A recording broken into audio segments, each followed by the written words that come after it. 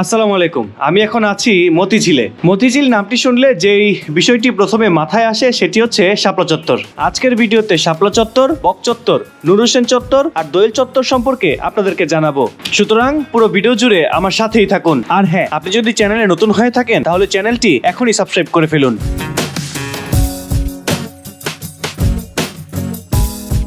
বাংলাদেশের জাতীয় ফুল শাপলা। এই শাপলা ভাস্কর্যটির স্থপতি আজিজুল জলিল পাশা। ভাস্কর্যটি একটি ঝর্ণা দ্বারা বেষ্টিত। বাংলাদেশ ব্যাংক, সোনালী ব্যাংক সহ অন্যান্য ভবন এখানে অবস্থিত।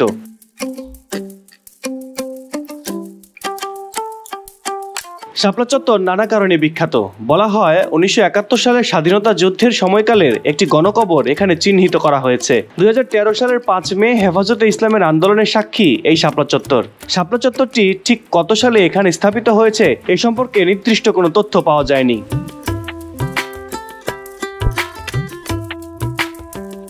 শাপলা চত্বর মূলত একটা 3 রাস্তার মোড়। আমার সামনের রাস্তাটি চলে গেছে হচ্ছে নটরডেম কলেজের দিকে, নয়াপল্টন। পিছনে যে রাস্তাটি দেখতে পাচ্ছেন এটি চলে গেছে ইত্তেফাক হয়ে টিকাটলির দিকে। আর আমার বাম পাশের রাস্তাটি পল্টনের দিকে গেছে দৈনিক বাংলা হয়ে।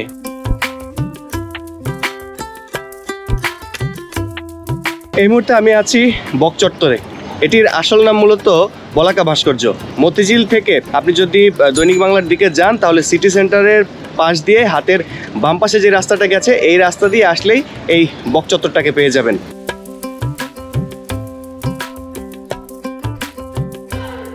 বলাকা ভাস্কর্যটি মূলত দিলকুশা এলাকায় পড়েছে। এটির উচ্চতা 41 ফুট। এই বলাকা ভাস্কর্যটি ঠিক কত সালে নির্মিত হয়েছে তা নিয়েও আছে বিভিন্ন তথ্য। এক জায়গায় পাওয়া গেছে 1989 সালে এই ভাস্কর্যটি নির্মিত হয়েছে। এটি নির্মাণ করেন মৃণাল হক। অন্য জায়গায় পাওয়া গেছে 2002 সালে মৃণাল হক দেশে ফিরে এটি নিজ উদ্যোগে নির্মাণ করেছেন। এই বক চত্বরটাও 3 রাস্তার একটা মোড়। এখান থেকে সিটি সেন্টার হয়ে একটা রাস্তা চলে আসছে, আরেকটা রাস্তা গেছে স্টেডিয়ামের দিকে, এবং আমার বাম পাশে যে রাস্তাটা গেছে এই রাস্তাটা হচ্ছে মতিঝিলের দিকে গেছে।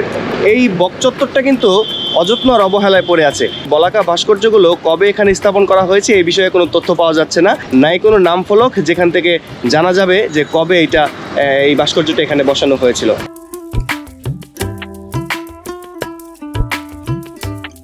এখানে মোট 5টি বক পাখি রয়েছে। সবগুলো পাখি ঊর্ধ্বমুখী। 2008 সালের নভেম্বরে আল বাইনাত নামের একটি ধর্মভিত্তিক সংগঠনের কর্মীরা বলাকা ভাস্কর্য ভাঙচুর করে। হামলা করে ভাস্কর্যের নিচের অংশ ভেঙে দেওয়া হয়। পরে অবশ্য এটিকে সংস্কার করা হয়েছিল।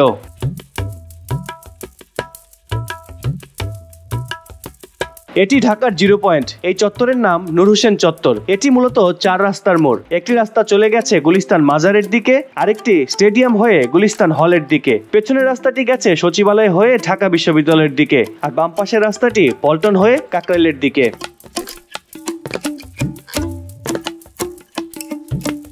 স্বৈরাচার বিরোধী আন্দোলনে শহীদ নূর হোসেনের নামানুসারে গুলিস্তানের 0 পয়েন্টের নাম নূর হোসেন চত্বর হয়েছে প্রায় 37 বছর হতে চলল, কিন্তু আজ পর্যন্ত এখানে কোনো স্মৃতিফলক স্থাপন করা হয়নি। এটা যে নূর হোসেন চত্বর সেটাও বোঝার কোনো উপায় নেই। নূর হোসেনের কোনো ভাস্কর্য বা তার আত্মত্যাগ সম্পর্কে কোনো কিছু লেখাও নেই।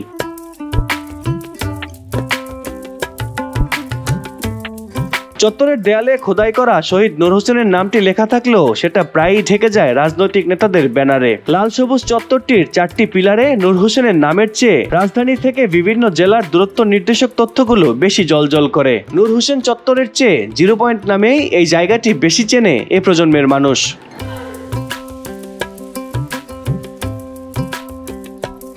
আমি এখন আছি দোয়েল চত্বরে। এই দোয়েল চত্বরটি ঢাকা বিশ্ববিদ্যালয় ক্যাম্পাস এলাকায়। কার্জন হলের ঠিক উল্টা পাশেই দোয়েল চত্বরের অবস্থান। এই দোয়েল চত্বরটিও মূলত একটি 4 রাস্তার মোড়। আমার সামনের রাস্তাটি চলে গেছে ঢাকা মেডিকেল হয়ে শহীদ মিনারের দিকে, এবং পেছনে যে রাস্তাটি এটি গুলিস্তান থেকে সচিবালয় হয়ে এখানে এসেছে। ডান পাশে যে রাস্তাটি এটি টিএসসি হয়ে গেছে শাহবাগ। বাম পাশে যে রাস্তাটি এটি গেছে হচ্ছে আপনার চাঙ্কারপুলের দিকে।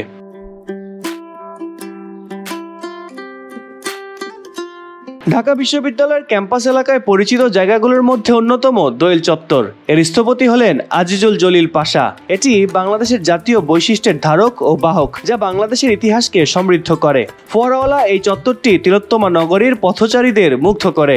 জোড়া দোয়েল পাখির ভাস্কর্য এখানে দেখতে পাওয়া যায়। বিভিন্ন সময় এই চত্বরটি সংস্কার করা হয়, তাতে দারুণভাবে ধরা দেয় গুরুত্বপূর্ণ স্থাপনাটি।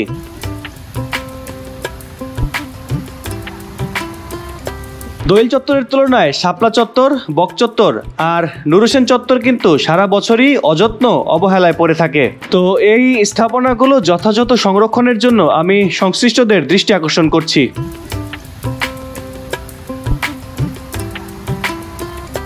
তো এই ছিল আমার আজকের ভিডিওতে। ভিডিওটি কেমন লাগলো তা কমেন্টস করে জানাবেন, আর ভালো লাগলে অবশ্যই শেয়ার করবেন। দেখা হচ্ছে পরের ভিডিওতে। ততক্ষণ পর্যন্ত ভালো থাকুন। আল্লাহ হাফেজ।